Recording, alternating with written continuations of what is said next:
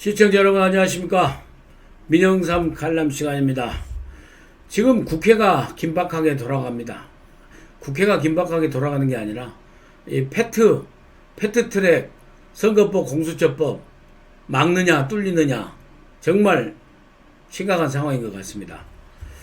근데 이제 10월 9일 그 다음에 10월 10일 정기국회가 끝나거든요. 12월. 그렇기 때문에 이 상황이 어떻게 될 것인가, 과연 패트트랙을 무난히 막아내고 다음 국회를 넓혀서 좌파 연정의 꿈을 깨버리고, 그리고 제2의 문재인의 검찰청, 문재인의 제2검찰청인 공수처를 신설을 갖다 막을 수 있을 것인가, 이번 금년도에 하는 게 12월 두 번째 주 12월 9일 10일 정기국회에서부터 될 것 같습니다. 오늘 이 시간에는 그 문제에 대해서 간략하게 여러분들께 말씀드리도록 하겠습니다. 먼저 뚫리느냐 안 뚫리느냐 이 문제는요, 지금 자칫하면 뚫리게 생겼습니다. 근데 어떻게 뚫리게 생기냐면, 뚫린다는 얘기가 아니라, 뚫린다는 얘기는 뭐냐면은 표결에서 땅땅땅 성공한다는 것이 아닙니다. 절대 그건 아닙니다. 그건 아니고, 문희상 국회의장이 이제 부의된 안건을 12월 9일 날 본회의에 상정을 해본답니다. 상정을 해버리면 안건으로 올라가게 됩니다. 그리고 이제 패스트트랙에 지금 선거법하고 공수처법하고 검경수사권 조정법 전부 다 이제 올리고, 그 지난번에 그 올렸던 199건 다 포함하고 그 다음에 예산안 이렇게 올려가지고 일단 처리를 하게 될 것 같습니다. 그래서 잠정적으로 합의를 봐놓은 것이, 이전에는 문희상 의장이 자유한국당이 그 필리버스터를 처리하면은 12월 10일 정기국회까지는, 12월 10일 수요일 정기국회까지는 무조건 패스트트랙 처리하지 않고, 상정하지 않고 예산안하고 민생법안 딱 처리하고 정기국회 딱 끝나겠다. 그리고 12월 11일부터는 다시 패트에 대해서는 그 협상을 하도록 하겠다. 이렇게 합의를 봤는데, 자유한국당의 사정으로, 자유한국당의 원내대표가 바꿔지는 이런 상황 속에서 문희상 의장이 그 합의가 안 이루어졌다고 일방적으로 선언을 해버리고 12월 9일날 수요일날 그 안건을 상정하겠다 하기 때문에 지금 상황이 이렇게 급박하게 돌아가게 됐습니다. 그리고 이제 그걸 어떻게 막을 것인가 제가 잠시 후에 설명하고요. 근데 만에 하나 정말로 12월 9일날 안건 상정을 하잖아요. 그러면 이제 선거법하고 공수처법 안건 상정을 해버리면은 다시 이제 한국당에서는 필리버스를 겁니다. 필리버스를 겁니다. 걸면은 이제 예산안 처리하고 민생법안 처리하고 필리버스를 걸더라도 12월 10날까지 필리버스는 정기국회가 끝나버립니다. 정기국회가 끝나버리죠. 그게 바로 이걸 대비해서 민주당에서 12월 11일날 임시국회를 바로 소집하는 거 이미 지금 소집을 신청을 해놨습니다. 그렇기 때문에 12월 10일날 정기국회가 끝나면은 무조건 12월 11일날 임시국회가 바로 지금 개되게 일정이 잡혀 있습니다. 원래 본회의는, 임시국회는 국회는 소집하더라도 본회의의 일정은 이 교섭단체 간에, 3당 교섭단체 간에 원내대표들이 합의를 해서 해야 일정이 본회의에 딱 확정이 되거든요. 근데 지금 문희상 의장이 완전히 청와대 앞제비, 청와대 이중대가 돼가지고 무조건 하겠다 하니까 지금 이 난리가 사실은 된 겁니다. 그렇게 해서 이제 말씀드린 대로 필리버스를 신청 안 해버리잖아요.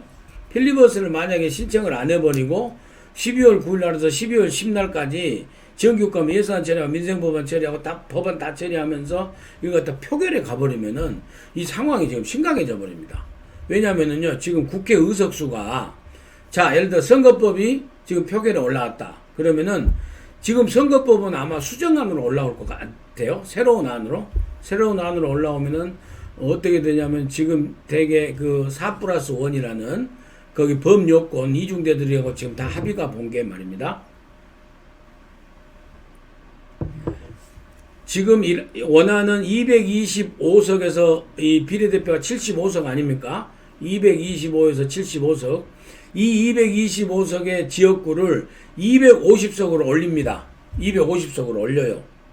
그러면은 비례대표는 75석에서 50석으로 줄어들겠죠.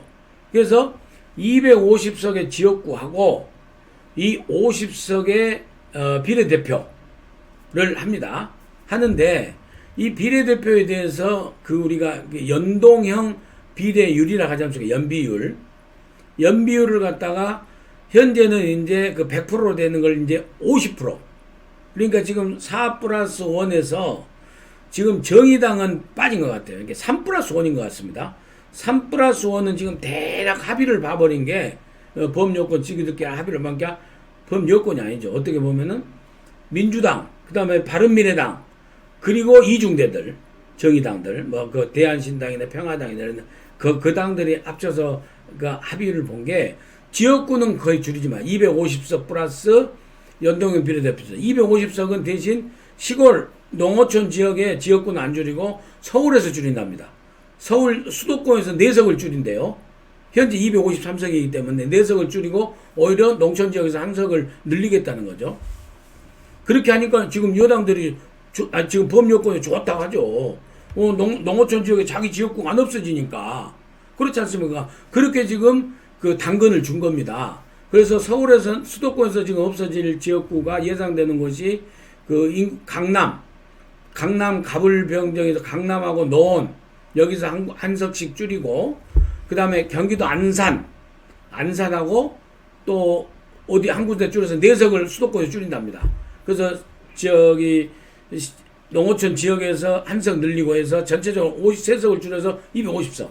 근데 문제는 이 비례대표 50석이 문제입니다. 이 50석을 갖다가 50% 연동제로 하면은요, 어떻게 되면 설명이 복잡한데 간단하게만 드릴게요. 이 50석을 연동제로 하면은 이 25석, 50석에 50%인 25석은 기존의 방식으로 정당 투표로 해서 나눠 갔습니다. 배정됩니다. 근데 문제는 이 25석을 연동해서 맞춰준다는 거예요. 그럼 이 25석이나 되는 의석을 낮춰주면은 이미 지역구하고 이 의석수에서 다 이제 의석수가 찬 정당 득표율에 해서 전체 300석에서 차버린 이게 1당, 2당들은 사실 쉽게 말씀드리면 못 먹고 정의당이나 군소 정당들이 몇 석씩 나눠가 있는데 정의당이 이 25석 중에서 상당수를 가져가게 돼버려요. 그런데도 불구하고 정의당은 자기가 2자리 숫자의 정당이 될 가능성이 높기 때문에 이걸 갖다가 합의할 확률이 상당히 높습니다. 그런데 일부에서는 이 50% 너무 높다. 그래서 근데 아무튼 50%로 해가지고 연동형 50%에서 250 플러스 비례대표 50석에서 연동형 50%로 해서 하면은 국회 의석수가요. 민주당이 129석인데 문희상 의장하고 손혜원 의원 무소속 합치면 131석. 바른미래당이 28석입니다. 이 두 개만 합치면은 몇 석입니까? 이 두 석만 합쳐버리면 159석이 돼버립니다. 159석. 근데 현재 과반이 148석이거든요. 11석이나 남아돌아버려요. 그런데 바른미래당에서 이 선거법에 약간 반대하는 유승민 의원이랑 그쪽이 있지 않습니까? 바른게 거기가 9명이 있어요. 이 9명을 빼면은 빼도 150석이 돼버리고, 그 다음에 대한신당 있죠. 대한신당연합 거기가 10석이나 돼요. 그렇게 합쳐버리니까 표결에 들어가 버리면은 선거법이 이 250대 50 비례대표 50 연동형 비율 50 이것은 통과돼 버려요. 근데 이제 문제 이렇게 되면 난리 나버리니까 이 한국당의 필리버스를 막기 위해서 양해를 구하기 위해서 이 50석에 대한 비례석에 대한 연동률을 30%로 낮추자는 거예요. 그러면은 30%니까 15석이잖아요. 15석을 무슨 바른미래당이나 무슨 군소 정당들이 나눠 가지자 이거죠. 예? 그렇게 하면은 이제 정의당이 반발하겠죠. 그럼 정의당 6석 반발하나 마나 민주당, 바른미래당, 대한신당, 평화당 이렇게 해버리면은 뭐 160 몇 석 돼버립니다. 그럼 통과돼버려요. 그렇게 하고 나서 공수처는 다음 회기에 보자. 지금 이런 시나리오도 있는 것 같은데, 현재까지 한국당에서는 공수처 안 된다는 것을 동의를 안 하면 선거법도 안 된다. 그렇게 해가지고, 자, 1차 저지안 이겁니다. 문희상 의장이 이 선거법 아까 제가 설명드린 건지 이해되셨죠? 이 250 플러스 50에 자 30%로 칩사 연동형 딱 올리잖아요. 이거 올리더라도 한국당에서는 공수처 무용 아니면 안 된다 하면 어떻게 하느냐? 필리버스를 걸죠. 필리버스를 겁니다. 12월 9일 날. 그러면은 12월 10날까지 해서 정기국회가 끝나면은 이 선거법하고 공수처법은 12월 10일까지 처리를 못하지 않습니까? 못하면은 12월 11일날 임시회가 지금 확정됐잖아요. 12월 11일날 올라가면은 이제 안건으로 공수처법하고 선거법하고 올라와 버려요. 그러면 이제 표결에 들어갑니다. 이제 난리 나버린 거죠. 예? 이제 완전히 뚫려버린 겁니다, 이거. 근데 이 뚫려버릴 것을 갖다가 막을 비법을 새 원내대표가 갖고 있다는 것입니다. 그것이 현재까지 알려진 비법 하나는 저도 제시했던 지난 시간에 말씀드렸지 않습니까? 12월 11일부터 3일짜리 일주일짜리 임시회를요 계속 소집해도 소집할 때마다 수정안을 갖다 100개 200개 막 계속 내는 거예요. 그러면 계속 수정안 처리, 수정안 1, 수정안 2, 수정안 3, 수정안 78, 수정안 75 이거 처리하다 보면은요 한 2년 걸리거든요. 좀 적게 쳐더라도 한 2개월 3개월 걸리면은 그대로 다 무효돼 버립니다. 이게 20대 국회 잘 끝나버린 거죠. 지금 그렇게까지 할 생각으로 있는 상황입니다. 그리고 또 하나는 극적인 상황은 12월 9일 날 오전 9시에 자유한국당의 새 원내대표를 뽑습니다. 그러면 새 원내대표하고 정책의장, 하여튼 새 원내대표가 황교안 대표하고 어떻게 마지막으로 대결단을 내려서 문통한테 대결단을 촉구해가지고 정기국회 마지막 날 어떤 안이 낼지. 그러니까 12월 9일 날 어떤 안을 내면은 문희상 의장이 12월 9일 날 상정을 안 할 수도 있죠. 왜냐하면 12월 10일 날은 상정하기에 상당히 부담이 되거든요. 예산안 처리하고 막 이렇게 가면서. 그렇기 때문에 좀 늦어질 수는 있지만은 그것이 완벽한 법은 아니다. 결국에 문재인 대통령이 공수처 포기하겠다. 그리고 선거법은 정말 연동형 비례대표 그 말이 안 되고 현금법 한번 협상해보자. 이런 어떤 결단을 보이면은 황교안 대표나 새 원내대표가 12월 중순에 아무튼 대결단의 대타협이 나올 그런 희망의 시나리오가 또 하나 있긴 합니다.